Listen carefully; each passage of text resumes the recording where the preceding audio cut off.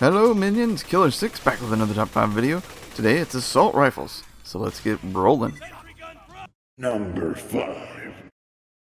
Number 5 is the Scorpio. Now, I'm gonna say this up front. I tested a lot of assault rifles the other day, and they all kinda sucked. So having said that, I used the B to make some of these not suck so bad. And with the B shield, the Scorpio is pretty darn good. Not great, but it'll suffice.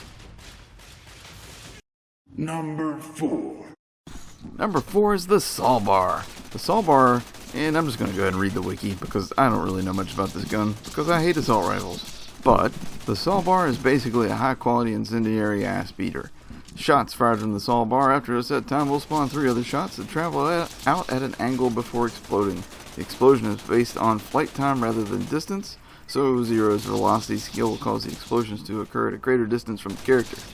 At the appropriate distance, the Sawbar is capable of hitting enemies behind cover with the explosions. The explosions will each deal full amp damage, making this weapon very deadly on large enemies at the proper range.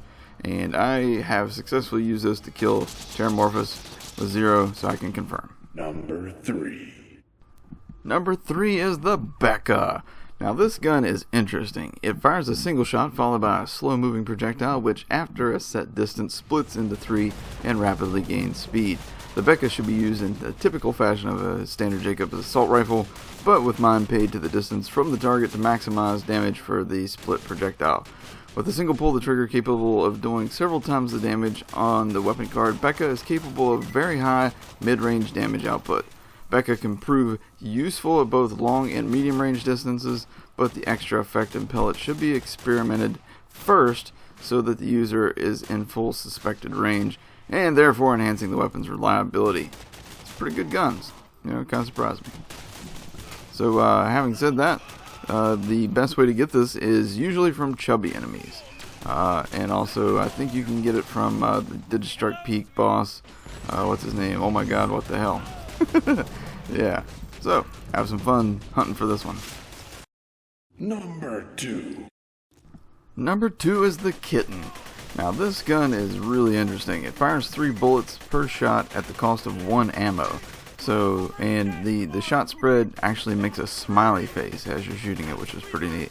Now the spread starts out kind of tight, then it lengthens and then closes again.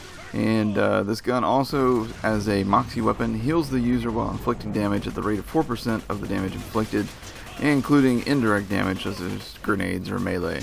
So, your standard Moxie fare in that regard. The Kitten is very strong at close range, but is kind of limited by its weird spread effect at long range. Though the pattern varies somewhat, the bullets leave the area marked by the center of the reticle, making it kind of difficult to hit targets that are more than a few feet away. However, having said that, I didn't have much trouble when I was running these tests.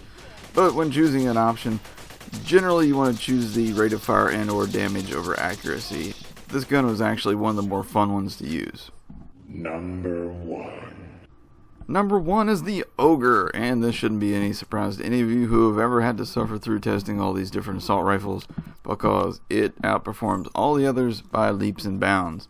Now the Ogre has an extra 100% splash damage bonus and can fire 2 shots in rapid succession, which is an ability similar to other spitter rifles.